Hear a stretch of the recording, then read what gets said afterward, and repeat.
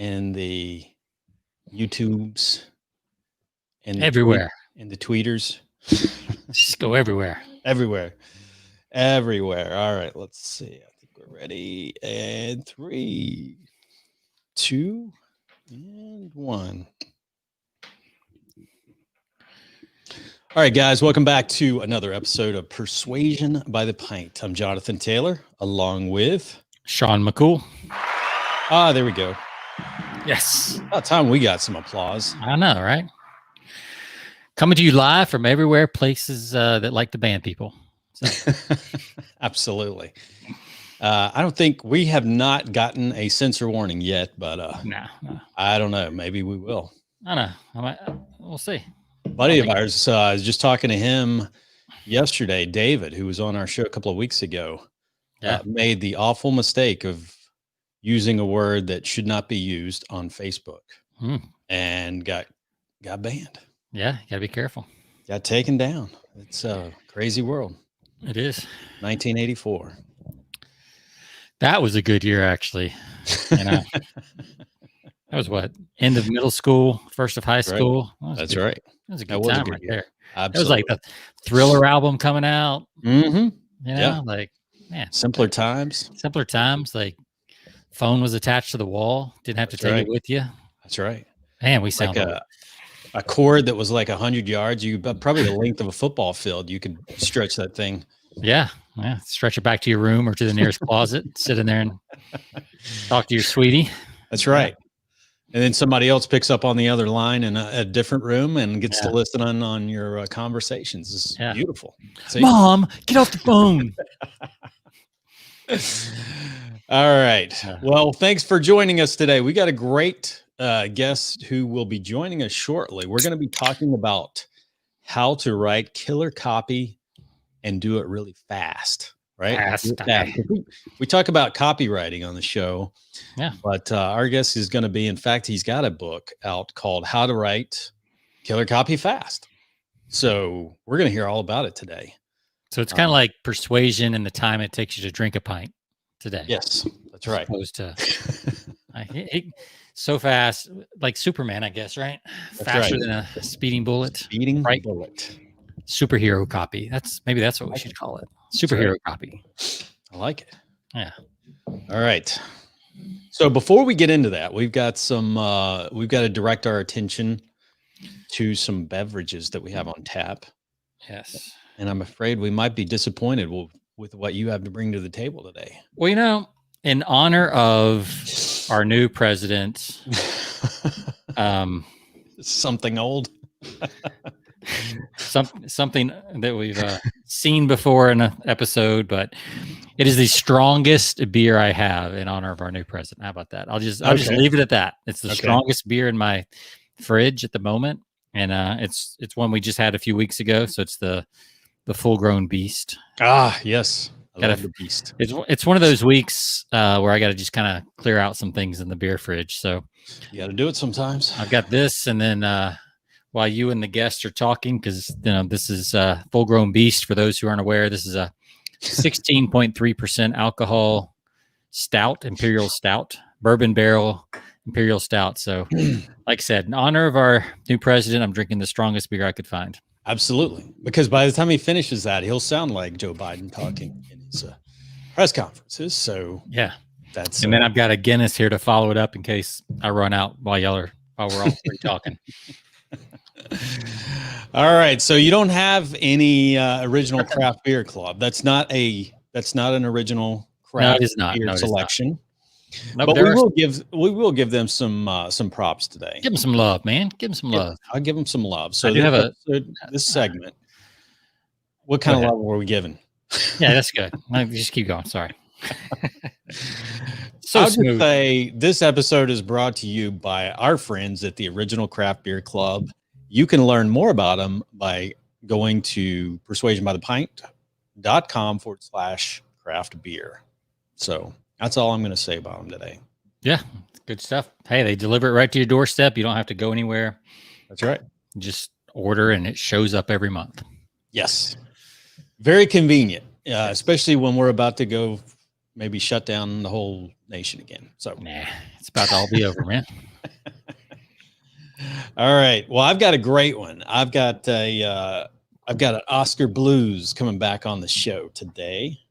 Man, I tell you, they've got such good selections out there. So Yeah. Today That's I've a got big time craft brewery right there, right? yes. Yeah. Nationwide. It's an Irish style porter brewed with coconut and chocolate called Death by Coconut. Wow. I think they've cornered the market on the Death by, I think they've got a number of these, Death by Chocolate, Death by you name it. Speaking of the 80s, right? You remember Bennigan's? Bennigan's. The restaurant chain? Oh man, that's like such an old name. Yeah, you know, that kind of the Irish pub, but it's like Applebee's and Bennigan's, and right. They had a dessert called Death by Chocolate that was just amazing. It was like this giant piece of chocolate cake. Yeah, you know, it wasn't Death by Coconut, but it was Death by Chocolate. So as soon as you said that, I was like, yes, that's brings back memories. If you finished this piece of cake, was there any, they give you a free cake? Do they give you a free meal? You just got a stretcher to go out on. So because it was just super rich. It's like a giant piece of chocolate cake. Yeah. Covered in chocolate, like the same stuff they dip, Dairy Queen cones in. Yeah. Like a magic shell on a chocolate cookie bed with chocolate sprinkles. Like it was just chocolate on top of chocolate on top of chocolate. It was just probably like 5,000 calories. Oh yeah, I'm sure. Easy. Of course, I was in my 20s then, so it didn't matter. I could eat whatever. Speaking of which, I had a physical today. I hadn't had a physical in quite a while. I don't know if you've gone through the experience, because, with us guys, we're getting up there, Sean. Mm-hmm. So we gotta get the annual checkup. And, I've not done that in a while. Oh, okay. Long while. Well, I was relieved. I You're in good shape, despite the fact that we have a brew every week. And hey, it's plants, right? It's hops and stuff. That's right. Veggies. It's like get our veggies every week. He did encourage me to cut down on the cigars. Although I don't smoke them very often, but he's like, you really shouldn't do that at all. I mean, I've heard fermented foods are good for you. I've heard veggies are good for you. So it's kind of like, drinking a fermented beverage and eating your Brussels sprouts. I mean, that's really all beer is. That's right. I mean, it's kind of like hops and Brussels sprouts kind of look the same. If it comes from the ground, man. Yeah.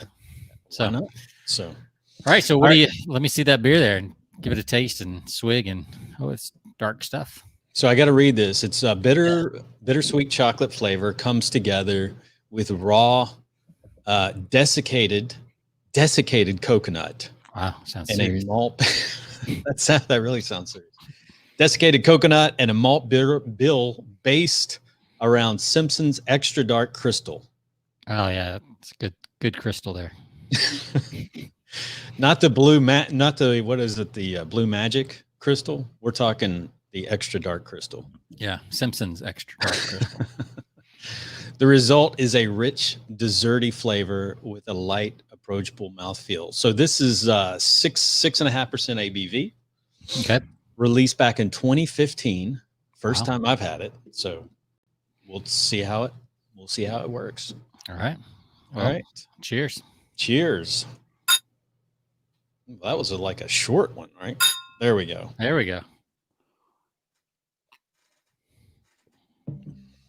Oh, man.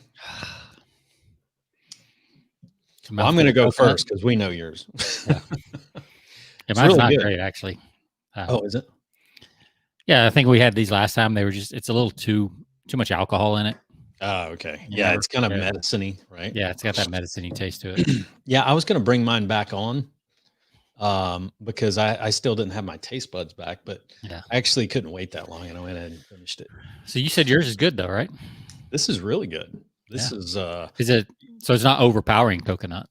Not overpowering, but if you don't like coconut, you probably wouldn't like this. I actually like coconut, but it's not like you actually taste the coconut, not initially, but right after it's kind of the aftertaste. So I like it.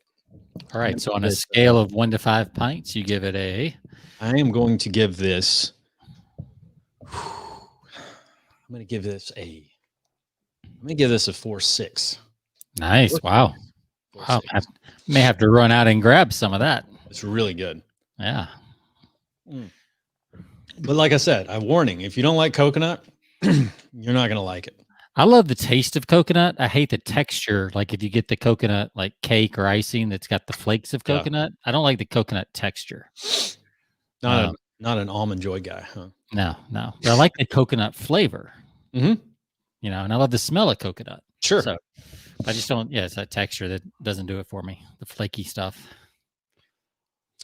Well, this tastes kind of like an Almond Joy because you got the chocolate and the coconut. Yeah. So no texture, just drink it down. The drinking Almond Joy. Absolutely. Somebody should make a beer called Almond Joy beer. They'll do a cross branding. It's coming. Like all those candy bars, you could turn into craft beers and do cross marketing. Yep. You could have a Snickers beer. You could have a Reese's beer. I mean, you have all those flavors anyway. It's just nobody's done the co-branding yet. If they come out with a Kit Kat, stout, I'm there, man. Really? That's your bar. That's your candy bar, huh? Oh yeah. Do you see the new Kit Kat coming out? It's mocha. Got a mocha cookie with the Kit Kat. No, that sounds good. Try that. I've tried the mint. You know, they've got this new mint flavored. It's not very good. Yeah, you should go over to Japan. They have apparently like Kit Kat is like huge over there, and they have all kinds of flavors that we don't have here. Ooh. Like green tea Kit Kat, like all these different flavors of. I don't like green tea either, but like that's how crazy it gets. So, hey, you know, it's funny how marketing is different in one area of the world. It is. You know, stuff we take for granted they don't have, and vice versa. So, yeah. All right, is our guest bored? Does he leave yet? No, he's not. He did. I don't think he's fallen asleep quite yet. So he's in our green room. So I'm going to pull up before I introduce him, bring him out of the green room. Pull up his all of his bio. All right. So we got Jack Turk. He is the author of How to Write Killer Copy Fast, and he's going to be talking to us about writing copy. You can find him over at writekillercopyfast.com. He also wrote for Dan Kennedy back in the day. You and I both got the GKIC letters there for a while. He wrote from 2012 to 2014, was the head copywriter at GKIC. And Dan said of all the writers on staff who tried to capture his voice, Jack did the best job. So we're really happy to have him on to share his background. And that's high praise. Let's bring him on with a big round of applause. There you go. There we go. There he is. All right. I am honored. Holy cow. How you doing, Jack? I'm doing excellent, Jonathan and Sean. Good. Yeah. Thanks for coming on today.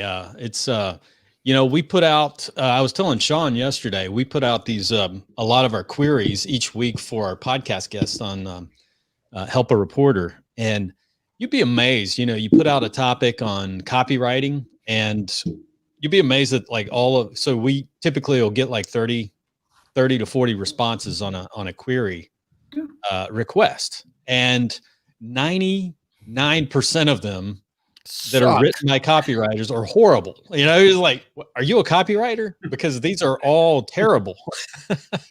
But yours obviously captured our attention because you put obviously, in your reply, I mean, obviously some of your background, what you've done, obviously your book and everything. So interest, but you'd be amazed at some of the ones that just say, I work to provide the best copywriting for our clients, blah, blah, blah. And it's like, really? Yeah. Who cares? Yeah, you did a nice job. Like you could tell you actually at least looked at our site and talked about beer in the next to last paragraph. That's always a plus. Yeah, absolutely. Oh, well, yeah, I even brought some. I think it's actually a good lead into just the whole discussion of marketing. This is I saw you didn't mention Irish Death, which is from Ironhorse Brewery in Ellensburg, Washington. So I'm going to give them a shout out. It's excellent. And all right, Jack, just a second here. I think Sean, are you here? Is he breaking up on your end? Or is his video's frozen right now, Jack, and you're okay. a little warbly. Okay, I'm going to move then, buddy. Yeah, if you're on a Wi-Fi, maybe get closer to your station. To your router. I'll try to get a little closer to the router. Get closer to the Wi-Fi tree. See if you can pick up. Let's see. How's this? Is this any better? Yeah, it's not breaking up now. Hot dog. Okay. So go back. Tell us what you've got, because you brought a beverage on. I did. I'm going to turn on the lights. So I get sorry for the inconvenience and all that. That's all right. Idiocy there. All right. No worries. I brought Irish Death from Iron Horse Brewery in Ellensburg, Washington. This is Aloha Death, and it's actually they do a bunch of different things. One of which they have a number of different types. Irish Death is sort of like the platform, and they bring out different versions of the beer throughout the year. Aloha Death, I was listening to you earlier. You were talking about a coconut beer.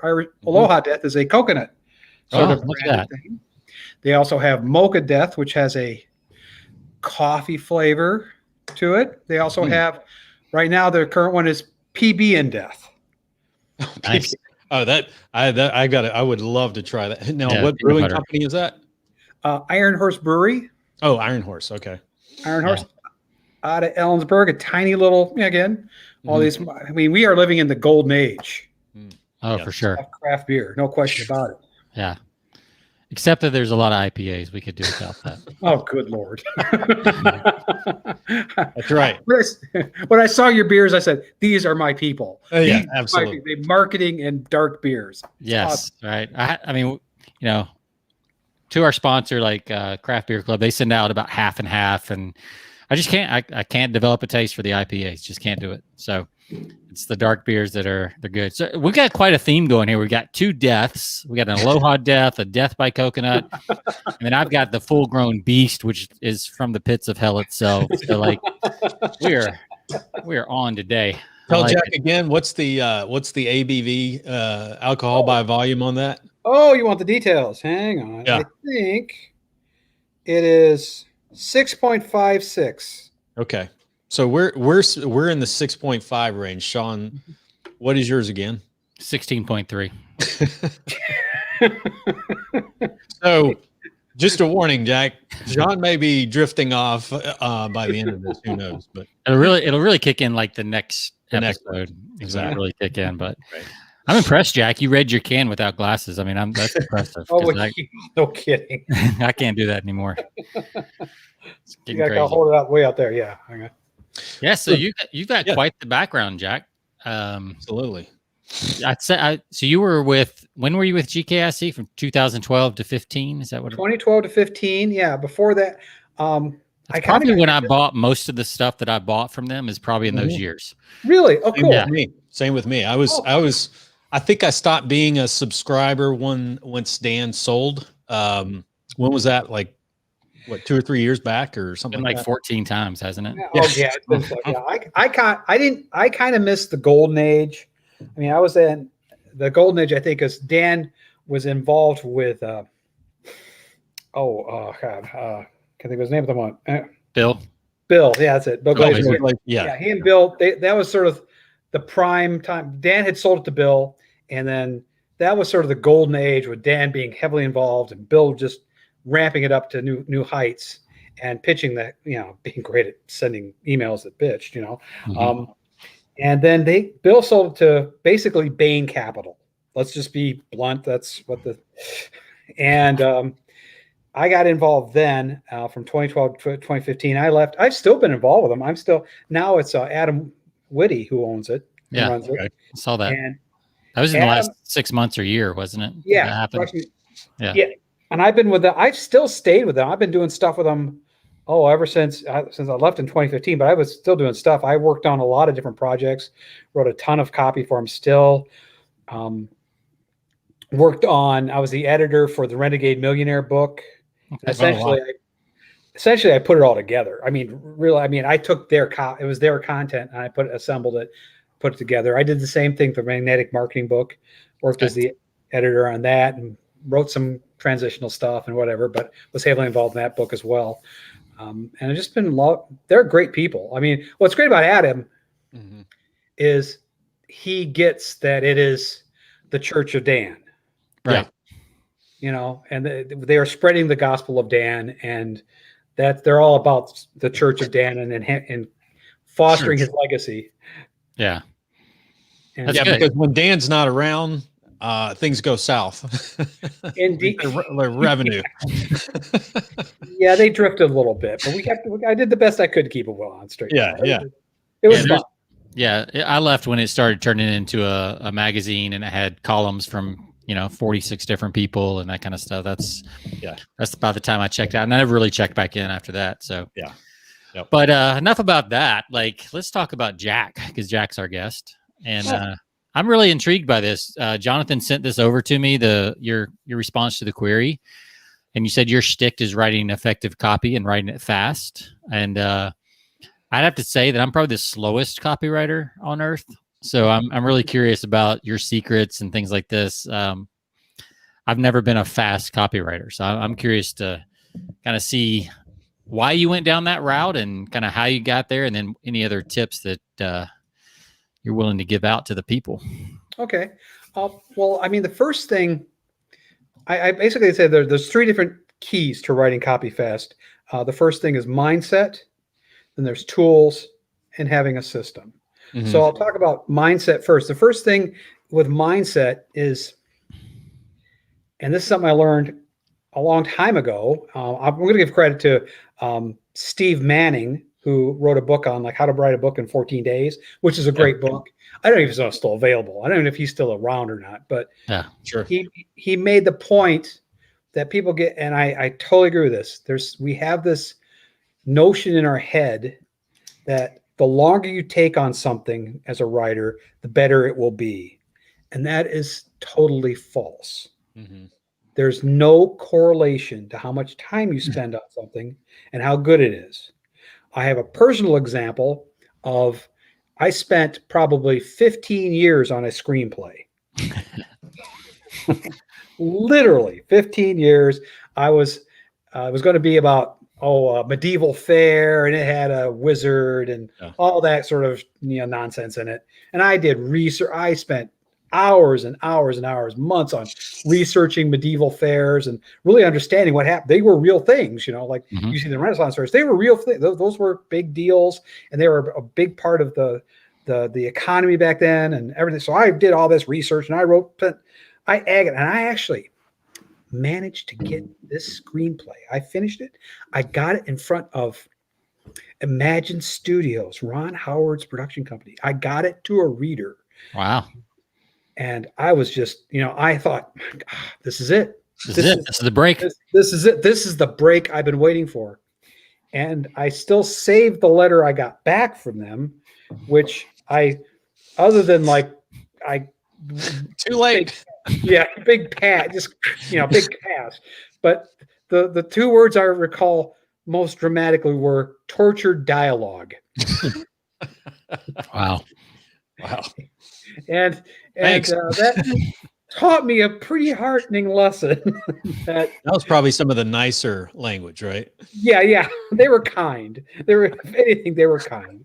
Well, that's I guess that's one of the problems with when you do write slow, is it creates all this expectation and hope and everything else around the copy. Like it really kind of makes you want to get this feeling of there's a lot of pressure. The longer you take, there's more pressure for it to be good because you've taken longer. Like it's both, right? It seems to me like, you think it will be better if you take longer. And then when it does take longer, you're like, oh my God, it's got to be better now because I've taken this much time and I've invested this much effort and like all that. So it can be exhausting. It's an exhausting loop. It is.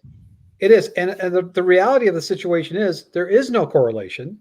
And your best copy is when you actually are speaking in your own voice with passion.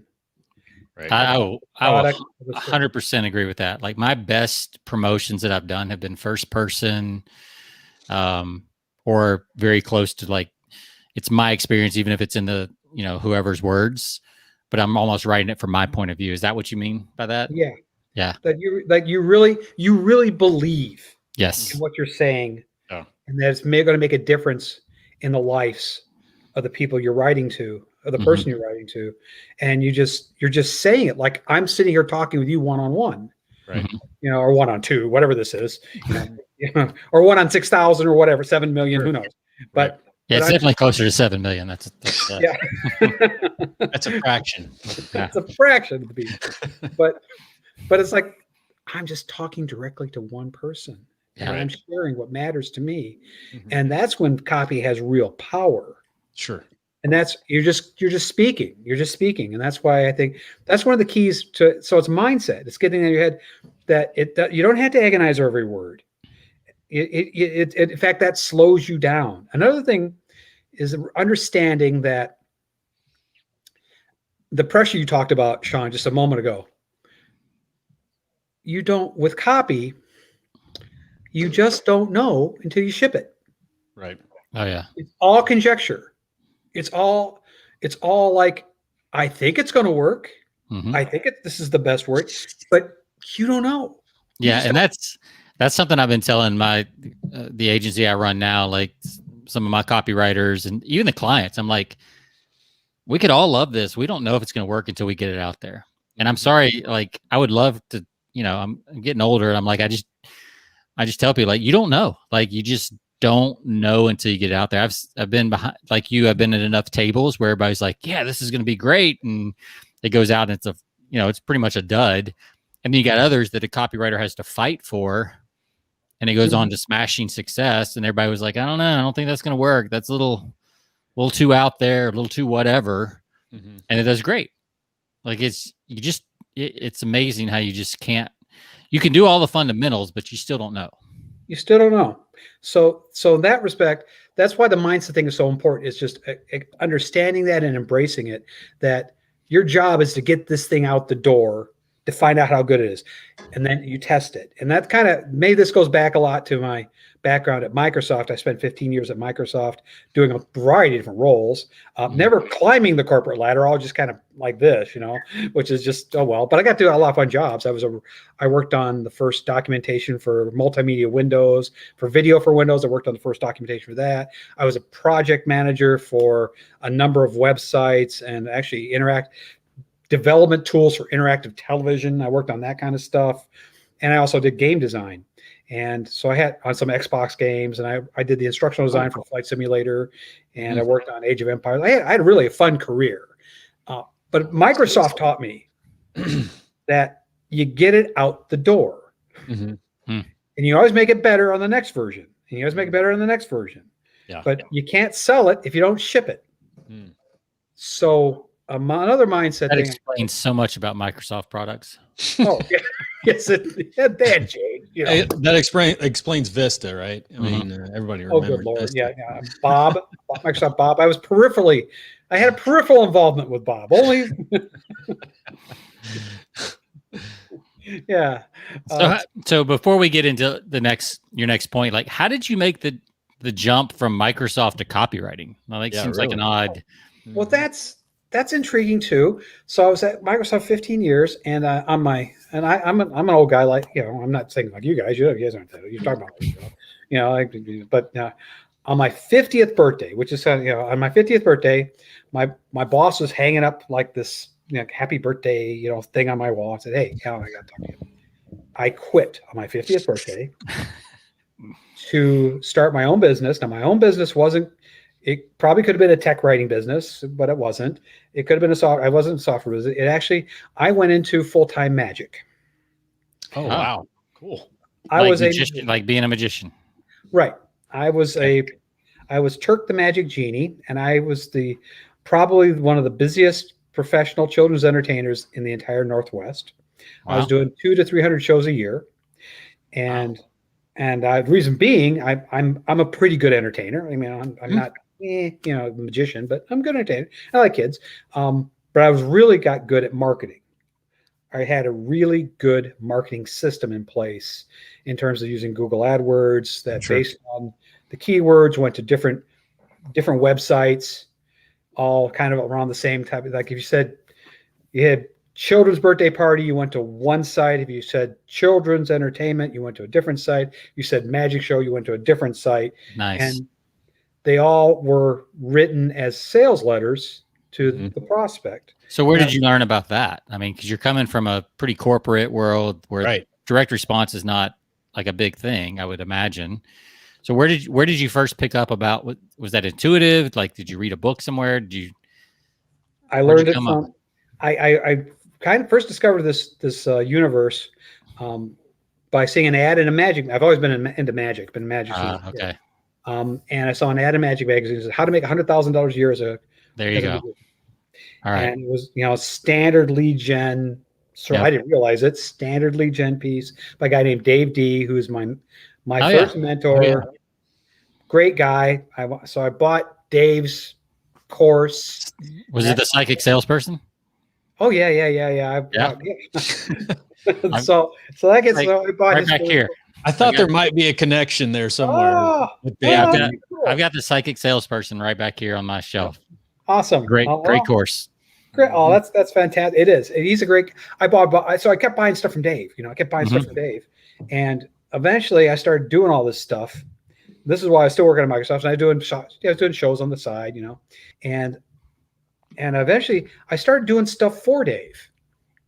So I bought all this stuff from Dave, and I went to his events and everything else, and he started paying attention because I started doing, actually implementing. And he started handing off little projects to me. I bought his business to magicians from him. So he had like about 1,000 magicians worldwide and like a catalog of different products. I bought that from him. So when I left Microsoft, I had that info business as well as the magic show business. Okay. Wow. So I learned how to do copywriting, selling the info. I really learned the info business. I'm pretty techie. I built my own website and all that stuff and set it up with the CRM and built all that stuff, hooked it all up. And I had like a list of by the time I finished, I had about 1,500 people on my list worldwide. And I was sending out daily emails and that sort of process. Well, Dave got hired and I did a lot of projects with Dave. I did the psychic sale. I did a lot of the psychic sales stuff with Dave. I may have, there may be stuff in that I actually helped work on, to be honest. I did a lot of the stuff with him, helped him on launches, and he wound up becoming VP of marketing at GKIC. I was going to say, I thought he was kind of in that same time period. He was kind of the guy doing a lot of the stage talks at Info Summit. Yep. Yeah. And so he came, and when he got on board, he recommended hiring me as the head copywriter. Okay. I had to pass I did basically an audition letter or whatever, see how well I wrote in Dan's voice, and I could write in Dan's voice. I'm an old grumpy guy. It wasn't too hard. I can write this, Cleveland Browns, right. And that's interesting because Dan definitely has a very, if you study copywriting, he's got a distinct voice. Like his copy's his sentences are a lot longer than you would expect from a lot of copywriters. I mean, there's a lot of, comma. Witty too, very witty. Yeah, with the dry humor, but the biggest thing I noticed is how long a lot of his sentences are compared to more modern copywriters, especially now. That use a lot of short, choppy copy, right? It's a lot, has a certain cadence, and his is a little bit more flowing, longer. I do think part of that is age. I think, sure, the older you are, the more you're willing to write like that and read like that. Sure, that's probably true. I would say that's probably. I just write. My own writing is probably a little more brisk. And my own voice is much more brisk. But writing as Dan's voice, you just had to immerse yourself in Dan. I immersed myself in Dan. And I'll give you one. This is a tip from Dan that was buried in his writings that I think is a great editor in your head. Because you have the editor in your head telling you your writing's crap. You're writing crap. This is the editor I think you want to have, and it's from Dan. And it was buried deep. It was like a toss-off sentence. He said, somebody asked him, how come you're such a good copywriter? He said, I try to say interesting things in interesting ways. Yeah.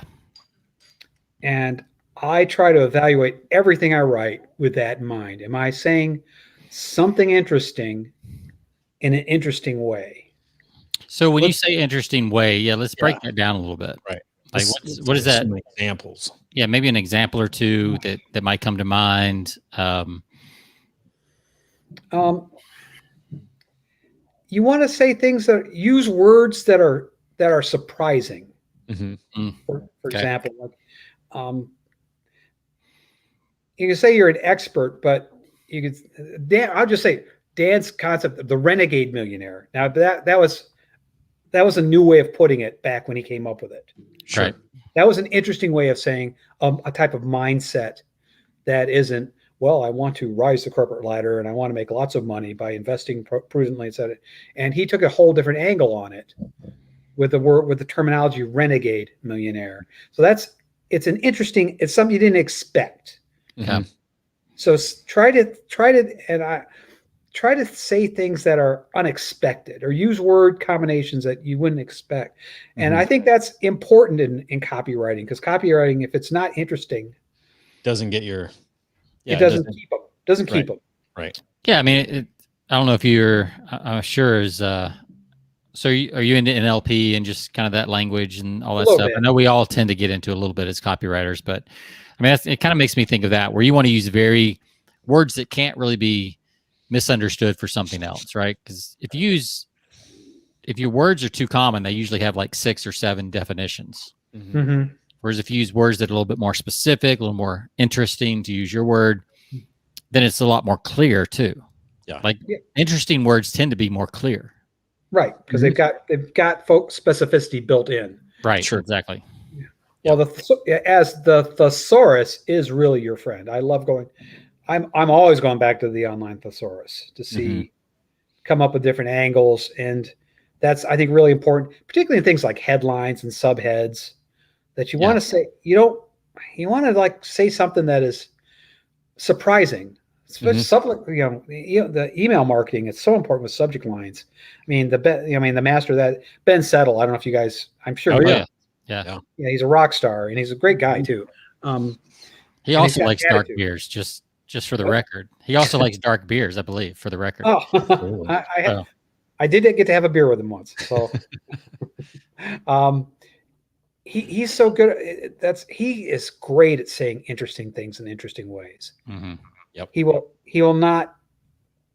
He won't just default to something sort of bland, how to do X, which is, that's not a bad headline. That's not a bad sort of template, but he will go off on all kinds of weird directions.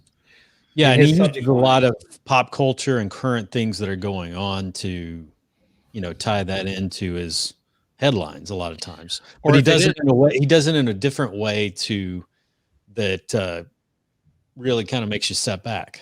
So, or if it is going to be like a common word, then he'll use a misspelling of the word to make it more interesting, right? Which I think is a kind of a Matt Fury trick that he picked up and really took to the next level. Sure. I mean, Matt Fury is one of the first places that I remember seeing that kind of stuff. So that's fascinating. Your whole journey is just fascinating to me. So I'm curious now, what's going through my head is like pulling out a thesaurus and changing words and things like that. It seems like that could really slow down the process of writing. So I'm curious, like, what your process is. Like, when you say you're fast and you're one of the, killer copy fast, is that the first draft, or are you talking about the whole process and like what, start to finish? And where does, and I got to ask this because this has been the number one thing on my mind, because I started copy in Agora. So it's a different world. Like it's tons of research. I mean, you'll spend 2 to 4 weeks, 6 weeks looking for the big idea and the thing that you're going to write about. And then you write the copy. Right. So I think I kind of got in that world. So how do you write fast, but still get the research you need, the editing you need, and all that kind of stuff? Okay.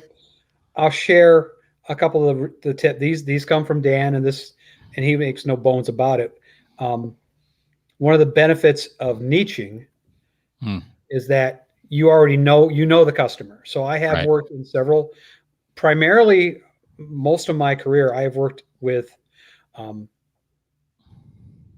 thought leaders or info marketers or authors or coaches who are primarily targeting small businesses and business owners. I mean, that's obviously what GKIC was. So Right. the avatar is, somebody, running their own business, small, doesn't have a big team, not corporate, and they're always trying to get things done now, get their products out before get more leads, etc.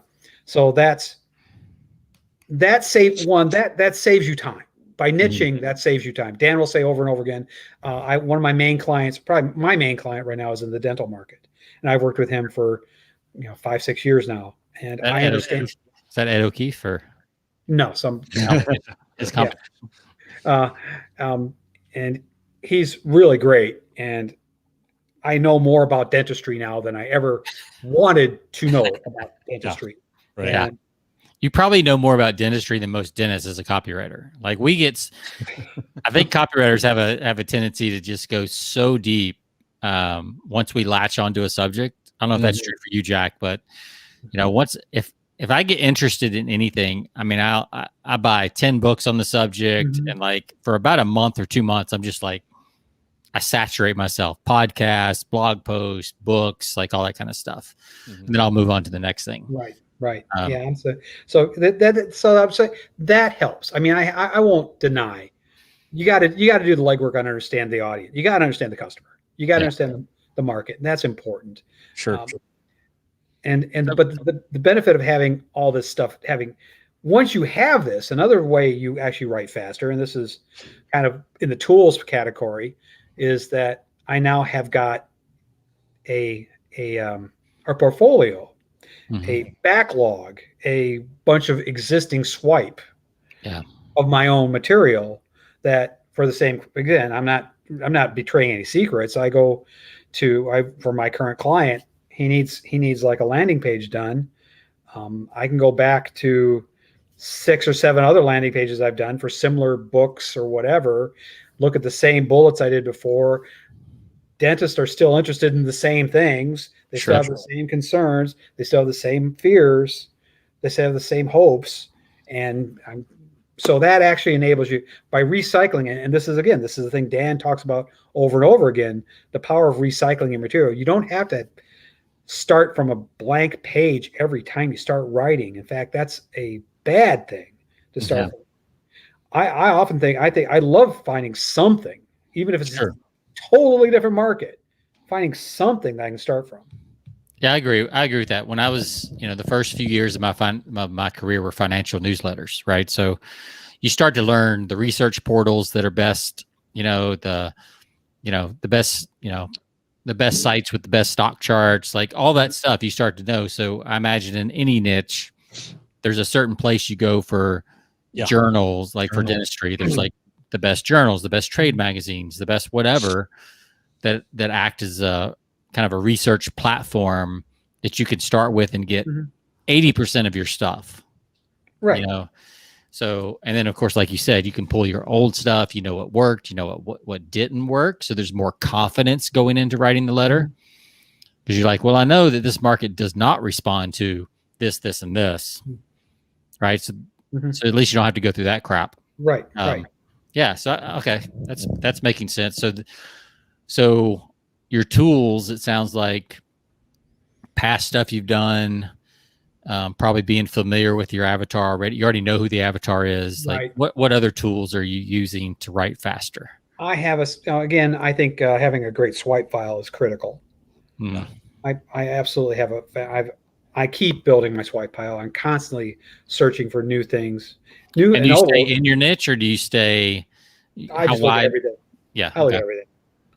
I mean, I look at it. I've used, I'm sure I have used like women's face cream headlines for dentists, for something, because there's just not. I mean, there's headlines everywhere around you. If you people are paid big money to write great headlines, and I am wide open to learning from them.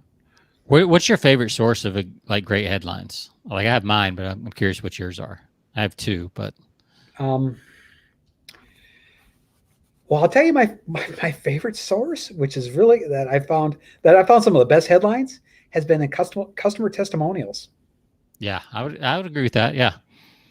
Yeah. That's because then you can put it in quotes too, which makes it more real, right? You put it in quotes and it's their language. It's like real world language. It's not going to be like super hyperbole type statement or like too many adjectives, too many adverbs. It's going to be like how people talk, because that's what they're writing. So yeah, I think that's a great point. It comes from their heart too. Yeah. It really hits the heart, because that mattered so much to them. They wrote it down. Yeah, they're not paid to write it down, right? They're taking the time, taking intention to. They may have been prompted or asked to write it down, by a follow-up email or something else, but still they had to respond, take the time to write it, all that. So yeah, that's a great point. Like, great source of headline material, testimonials, and those are so easy to get now in niches. Oh God, yes, I did. I got one of the. I can't think of the headline specific, but it was for a role. I got a small gig to do copy that would go on Amazon for a rower. And it was just like one of these side little small jobs I got, and I looked at previous testimonials for it, and that's where I got the headline for the. It was perfect. It was absolutely perfect for the headline. Yeah, I mean, there's not a product out there that either the person whoever you're writing for has, or there's a similar product that your competition has that's probably on Amazon with tons of reviews, positive and negative, that you could pull from. So, I mean, that's a great source, great tip. What do you, so you got in your book, you talk about Rockstar words for headlines. I'm just curious, give us some examples of some Rockstar words that you like to use. Oh gosh. Exhilarating. Yes. How does that make you feel? Exhilarated. Yeah, but that's a great example of an interesting word. I'm trying to think who that. I can't remember the word now, but it wasn't terrific. I think terrific's like one of those words that's underused. Like there's something about it. It's interesting. It's very clear. Like terrific. There was the old motivational speaker, Charlie Tremendous Jones, Right. Yeah. Tremendous is a great word that we don't hear a lot, And I think you can go back in history, especially because I think people used those types of words better in the past than we do today. Yeah. Do you agree with that, Jack? Or I tend to think I love the old writing. I mean, I do too. I love the old ads. I go back. In fact, I've got a 1907 reproduction of 1907 Sears catalog, and I go read through that, and I got some of the copy in that. It's amazing. Yeah. Oh yeah. That was the golden age of copy, like the early 1900s, 20s. Like there's some really good stuff back then. And they used words so well. They did, they sold everything, but I mean, it was like the J. Peterman at his best. Yeah. It was like, half the stuff in that Sears catalog was written like that. Yeah. It's funny. You mentioned J. Peterman. I went to J. Peterman's site yesterday because I was doing a training for some people, and I was like, I'm going to pull up J. Peterman as an example of good copy. And I'm really disappointed in the current edition of J. Peterman's site. It's just not good anymore. I mean, I think today Trader Joe's is a good example of somebody who does really good in-depth copy. Saddleback Leather is another that does really good copy. Oh yeah. What was that? The guys who sell the underwear and you have to give me more than that, Jack. I don't know. They sell. I know who you're talking about. They're on. They run ads on XM Radio, and and they have the overalls and stuff like that, and the underwear. And Duluth. Duluth Trading Company. Yeah, their commercials are great. Yeah, their catalog. They send out a catalog. It's really well done. Yeah. I mean, it's interesting. I mean, they have unexpected. It's a. I wouldn't put it that way. That's great. They have some good copy. Yeah, I mean, and with so many people like going on Amazon and having to do product descriptions. I mean, I think looking at like you said, 100-year-old Sears catalogs is a great tip. It is like there's because everything they sold then we're still selling today, plus more. But if you can get a hold of a 1907 Sears catalog and see the way like you may have to clean it up a little bit for today's market, Right. but not much. But they're going to have some words in there and some turns of phrases that we have just gotten lazy with today. Mm-hmm. Oh, I love it. I also will go. I'd go to. I joined MyHeritage for a while. I was actually writing the newsletter for GKIC this year, last year, and I had like old ads, and I found old ads on myheritage.com. You could actually, if you join MyHeritage, you could actually get access to old newspapers, and I go back and look at newspapers from 100 years ago, and just look at the ads from 100 years ago and find. And so again, some of those display ads, some of those classified ads are just amazing. Yeah. Really. And they were doing lead generation for like, they do lead generation for like flour. They'd be selling flour, but you'd have like, send in 10 cents or whatever for 75 recipes. Mm-hmm.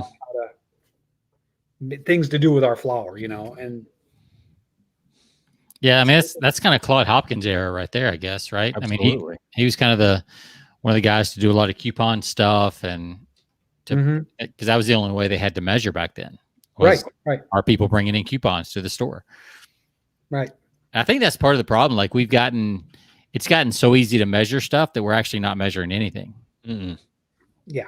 I mean, it's kind of, you wouldn't expect that, but it's so easy to put up a web page. It's so easy to do all this stuff that it's just, you kind of throw it out there, but you're not really tracking it, I think, the way you should, or a lot of people aren't. Mm-hmm. Yeah. So yeah. I was trying to see if that there's a you can pull up, if you Google the 100 greatest headlines. That's still around. Yeah. It's actually at Toledo. Was it Toledo Printer? I can't believe that thing's still around. It's like been up there forever. But yeah, I mean, the 100 greatest headlines ever written. That's a killer swipe file, because I mean they've got some that go back 100 years. I tell you, one of my go-tos is current magazine covers. Mm-hmm. Using those blurbs because they're just proven formulas, and then whatever the top. If you go to Amazon and just the top 100 book titles, the best-selling book titles. Yeah. And they don't always apply, but there's lessons to be learned in all of that. I remember Clayton Makepeace talking about that. When he would start a package, he would go to, Barnes and Noble or wherever, and he would just look at the whole shelf full of magazine covers and like and then he would go over to the top 10 bestseller rack, and he'd like, what's the colors? What's the font they're using? Like he would just look at everything about that, because things go in cycles and trends and things like that. And even though the core ideas are the same, the fonts may change, and there's like more current font, or their colors may, maybe it's reds and blacks and golds this year, and 2 or 3 years from now it's purples and golds or whatever. Yeah. And it's fiction, nonfiction, doesn't matter. But what are people attracted to? What's hot and popular? And he would do that for his, kind of his lead design because a lot of his stuff was print, and even the websites, he would do that to kind of get to pass off to the designers. So it was very holistic approach. So you talked about mindset, Jack. You talked about tools. Anything else you want to cover in any of those two before you go to your third point? No, I think it's always good to develop your own tool. I mean, obviously with tools, you want to have templates too. Mm-hmm. I mean, I have a ton of different, well, not a ton. I mean, this is the standard of problem, agitate, solve, which, the standard format. Right. I heard from Dan, which I thought was great, the adding problem, agitate, discard, solve, which I thought was a good. So, make sure. Can you expand on what the discard means? Yeah, really. So problem, identify the problem, agitate, twist the knife. Discard is you eliminate alternative solutions to the problem. Yeah. You could try this. Okay. You mean you could go to I did that actually I was doing that with my birthday party site. Like you could go to Chuck E. Cheese, but then you're dealing with like having your kid and all the kids like being buried in balls, and you don't know where they're at, trying to manage 40 kids, in a chaos, So discard the other. That's an option that you might try, but discard that one, and then you solve. Yeah. Plus, you might catch COVID if you go check. Yeah, right. Absolutely.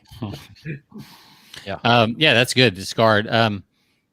That's interesting because I know when I was at Stansberry, one of the and Agora and the different divisions there, one of the things that we did a lot early in the copy was like, this is not X, Y, or Z, right? So because people are starting to, I think Michael Masterson, Mark Ford talked about that as the categorical imperative. People are always trying to sort what this is, and as soon as they figure it out, they're kind of on to the next thing. Sure. So if you can tell them it's not this, this, or this, which is what they think it is, right? Then it creates this open loop that they got to solve, the riddle they got to solve, and you kind of keep going. But I like that idea of the discard later. You know, you could do this, you could do this. It's kind of, I guess that's in the close section. Yeah, as you're getting towards it, yes. Yeah, I like that. That's a good, it's a good little addition to the PAS formula. I like that. Yeah. All right. So mindset, tools, and what was the third thing? System. You want to approach it, and I think this is how this is kind of, it's partly a mindset thing, but it's overarching. I don't believe as a copywriter you should think of yourself as a writer. I think you should think of yourself as a project manager in charge of delivering a sales piece, a element of a campaign. So copy is assembled, not necessarily written, not really written. I love that. Yes. It's a project. I so agree with that. I wish more of my clients knew that. I have to educate them on that, because, and that's what I tell them, is like the world's best copy is assembled, not created. Yeah. Like you got to have some raw ingredients to work with. I gave an analogy one time, and see if you agree with this, Jack. I was like, imagine Ford came to me and they said, "Hey, Sean, we heard you're a great copywriter. You do great work. So we want you to sell one of our vehicles." And I'm like, "Great. Love to do it. What's the vehicle?" They're like, "No, we're not sure.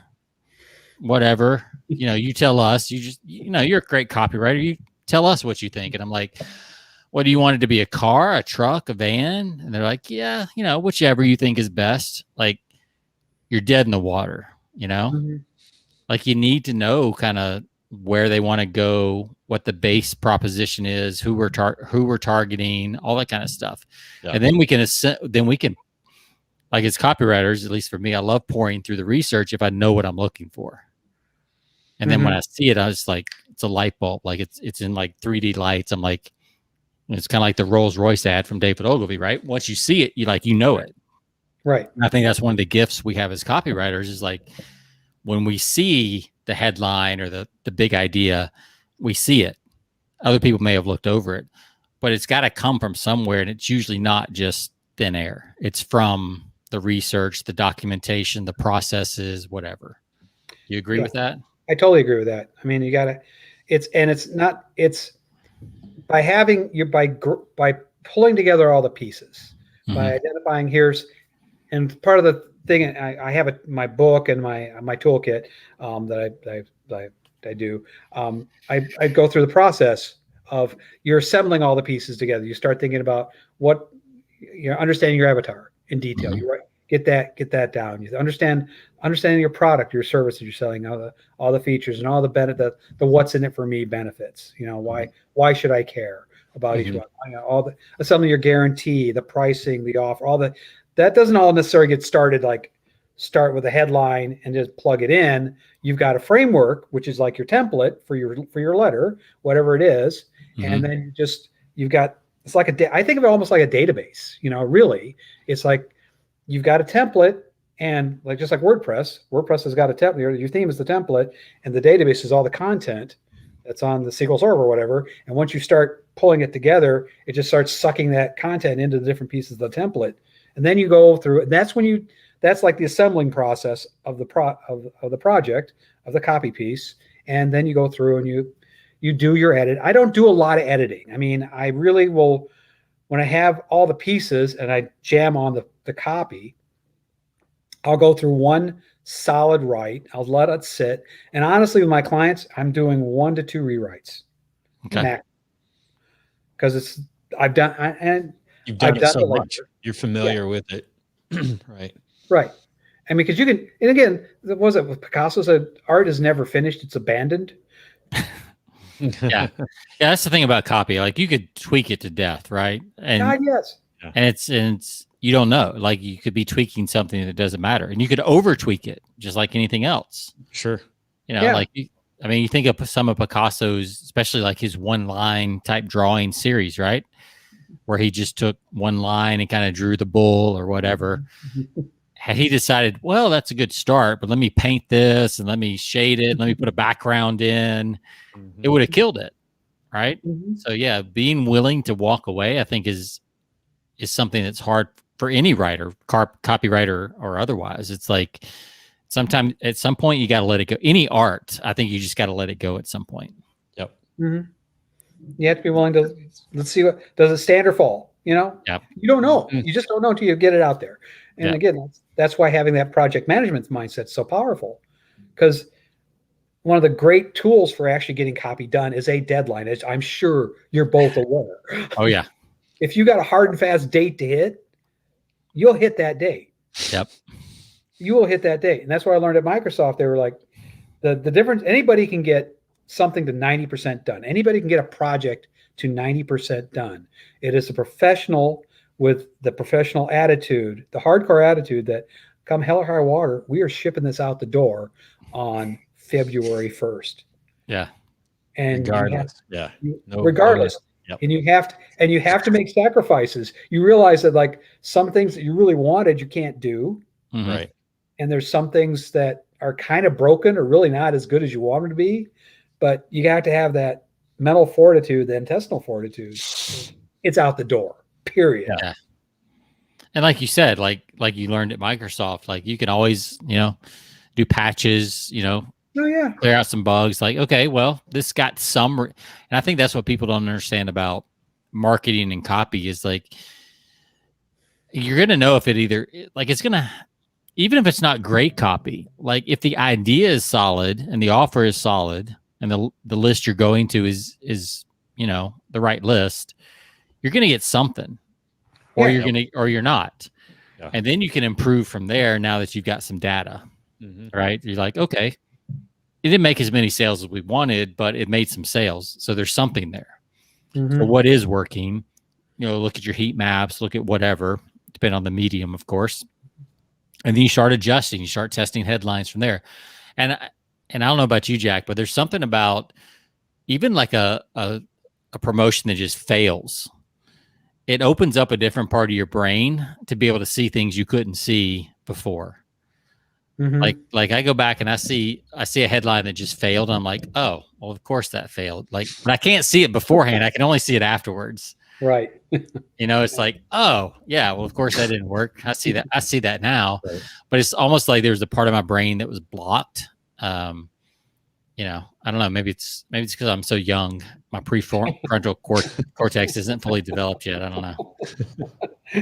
Well, you're working on that cortex right there. I can see that. Yeah, absolutely.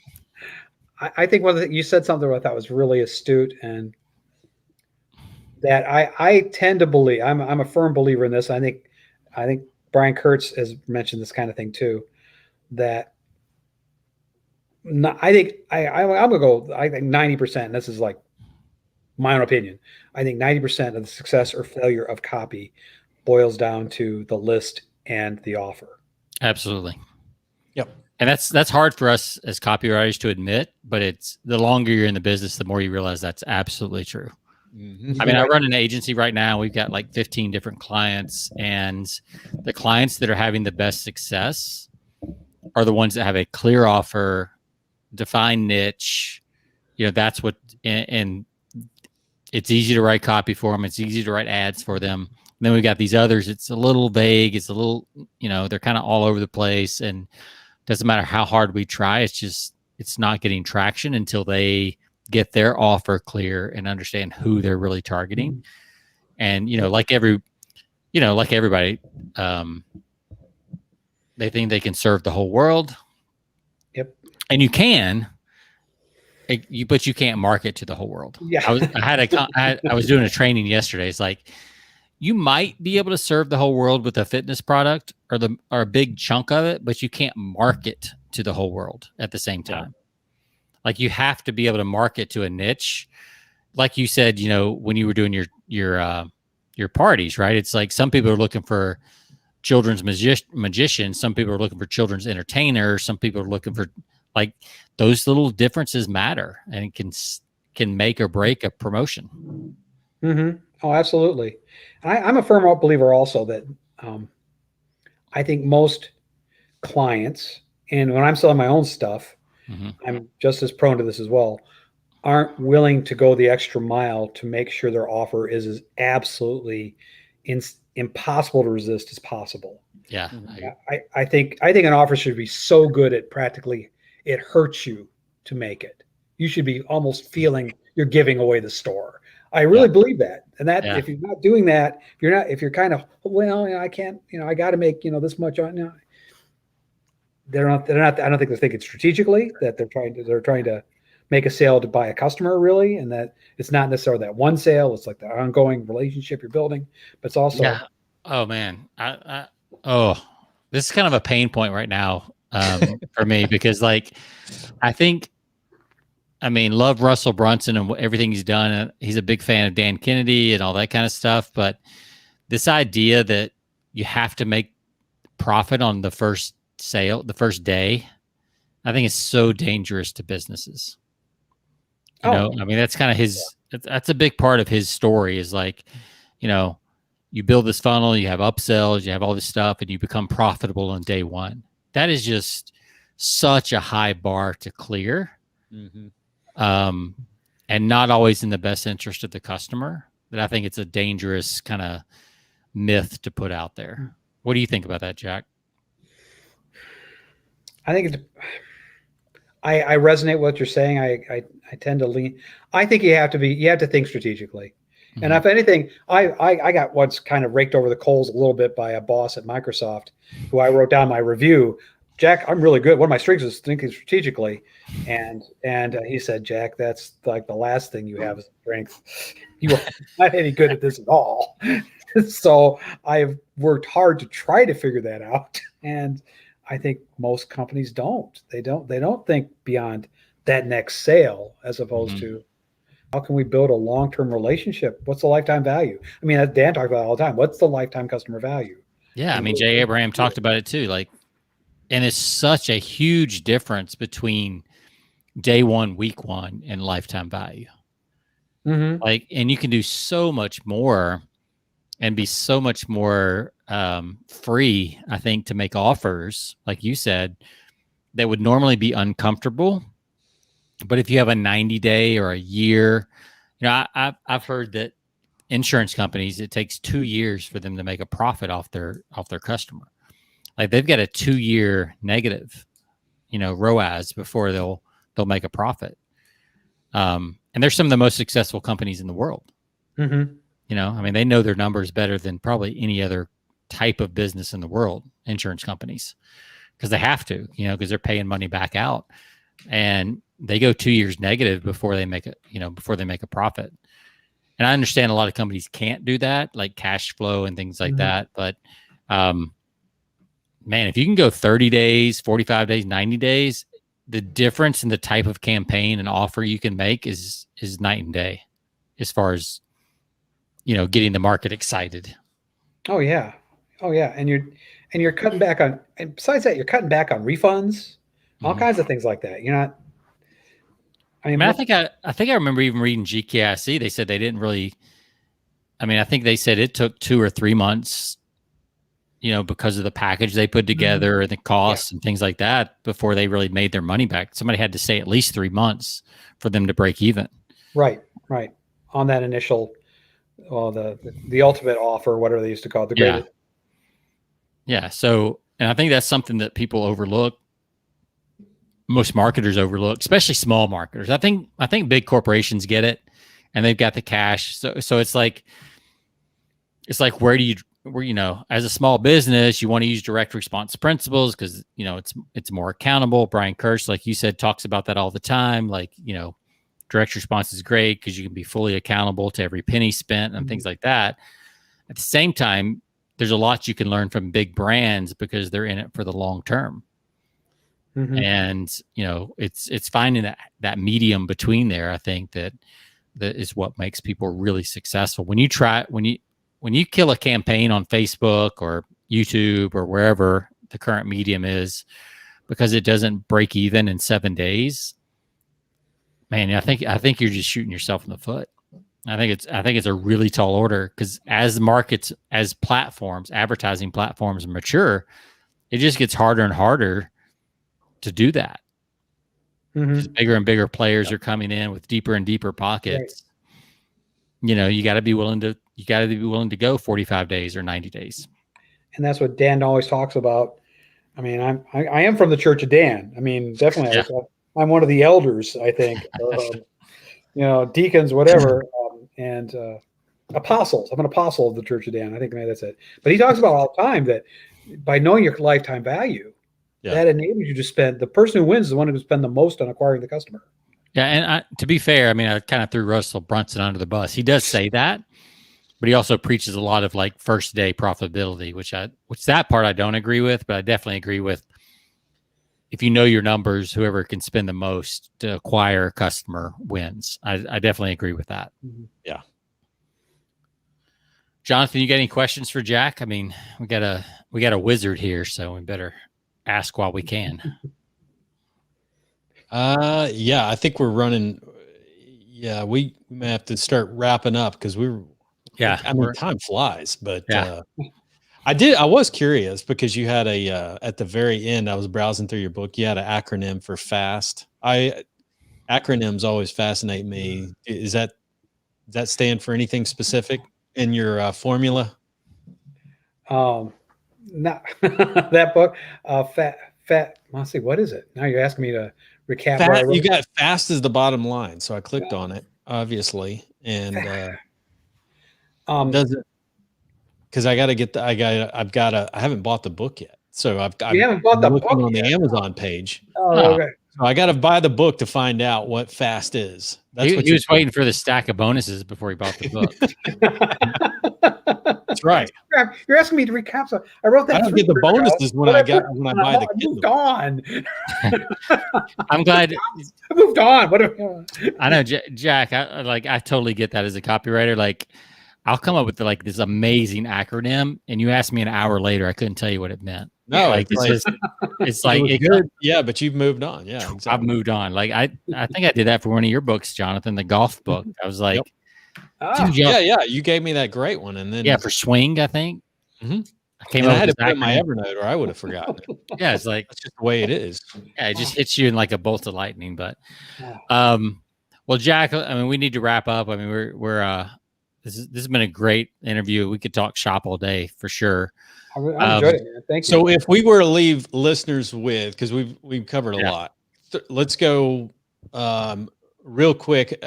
So in my opinion, 3 key takeaways from this, 3 keys to killer copywriting is, if you want to write fast, you got to have the right mindset, the right tools, and then you have to have a system, right? Absolutely. Those 3 things are key to it. And if you apply those 3, change your mindset, get some tools, and develop. How big is do you actually have, is your swipe file, do you have a huge file drawer? Because I know a lot of old school copywriters, nowadays you can bookmark stuff and get PDF and scan stuff and put it on the computer. I bet you have Jack has a file cabinet, like a physical file cabinet. Thick manila folders. I had this is funny. I have files, folders, digital on my laptop, and I also have a box just crammed full, unorganized, of stuff I've saved. Yeah, and it's totally unorganized, I admit. And when I'm kind of getting started on a campaign, it's actually just fun to pull things out and see. Oh, I forgot I had that. That's a neat idea. Sure. Yeah, the randomness actually makes it work sometimes. Absolutely. Yeah. You don't know what you're looking for. Dan Gallipoo, Doberman Dan, he's a friend of mine. He talks about that with like the potato bin. Like, he has this old like thing that you would normally store potatoes in, and he just throws all these different direct mail pieces in there. then when he sits down to write, he just starts pulling them out and looking at them just randomly. That's awesome. That's exactly what, honestly, we're exact same process. Yeah. I've got a whole file folder full of magazine covers. So I subscribe to a ton of magazines because I like the print versions. And what I do when I'm done with the magazine, I'll just kind of skim through them. I don't read every word, but at least skim through the articles, see if anything catches my attention. And then what I do is I tear off the cover and then the 2 or 3 pages that have table of contents, because the table of contents to me are almost like subheads. Yep. Yeah. And then I'll staple all those together, like the cover and the table of contents, and I throw them in a manila folder, put them in the file cabinet. And then anytime I'm starting a project, I'll pull that manila folder out, plop it down on the desk, and just start flipping through it, looking at the cover blurbs, looking at the table of content blurbs, whether it's Reader's Digest. There's probably 10 or 12 different magazines I subscribe to. Probably drives my wife crazy that all the magazines we get at the house, different niches and everything like that. But, it's what pays the bills really, because it's so easy to get started once you understand how to do that. And then the other tool is just literally looking on my bookshelf. I've got bookshelves behind me like Jonathan does, and I'll just glance over at the stack of books on this bookshelf that's on this side of my desk, and I'm like, Book Yourself Solid from Michael Port. Yeah. It's like, how can I take Book Yourself Solid? How can I turn that into a headline? And I'll write out 2 or 3 headlines, and I'll go to the next one. The Purpose Driven Life by Rick Warren. How could I adapt that for my niche? I mean, that thing sold 35 million copies. That's probably a good title. Yeah. So like all that kind of stuff, and just, I think new copywriters want to be too creative. They want to be, like you said, Jack, they want to be a writer as opposed to an assembler and project manager that's trying to get a sale. So that, to me, that's one of my biggest takeaways. If you had to leave people with like one piece of wisdom, Jack, what would it be? And just in general, I mean, our listeners are both copywriters and just people who are in sales and marketing in general. Like, what one piece of wisdom would you leave with them? I'll give you my life wisdom. This is my life message. Okay. It comes from a dream where I had a long time ago, and my father had passed away, and we went in my dream. We went to the golf course. I saw my dad, and it was really cool to see my dad in my dream. And all the golfers were in front of him, had come from all out of the course to the first tee. They're all on there waiting for something from my dad to say. And my dad said, even in heaven, God loves exuberance. So exuberance is my word of wisdom, that every day live life with exuberance. Exuberance. Nice. I like it.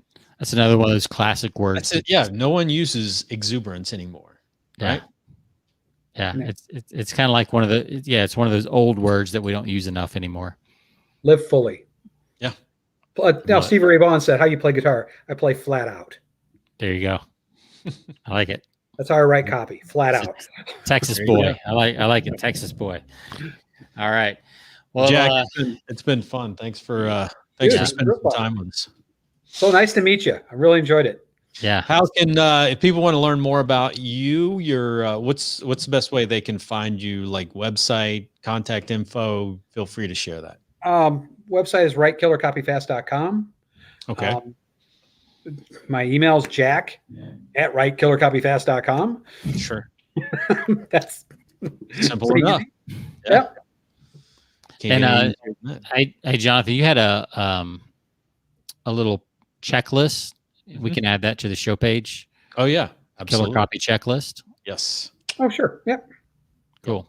Yeah, that's a cool little checklist too. I'm not going to give it away, but I think you need to go check that out on our show page, show notes page at persuasionbythepint.com. Just to see the formatting of it. Like, I don't want to give too much away, but I think just looking at the format of it and how it's a little bit different than what you might expect, I think is really good to look at. And the content's great too, but even the way it's presented is really cool. I like it. Oh, thanks. Yeah. Very cool. Well, Jack, it's been fun. It's been a pleasure. Thanks for coming on. If you would stay in the green room, we'll bring you back up here after we wrap up love to chat for a few minutes before we end everything. But Okay. thanks again for joining us, and we'll talk to you here in a few minutes. Sounds good. Good stuff. Yeah, man. I could talk all day with him. That's good stuff. That was, man. That's you guys were right in your zone right there. You know? I know, right? Yeah, a little copy shop talk there for sure. Absolutely. All right, guys. Well, we've said enough. So you can find us persuasionbythepint.com. You can find us on all of your podcast platforms. As always, we thank you for joining us, spending some time with us today, and we'll see you on the next episode. See ya. All right.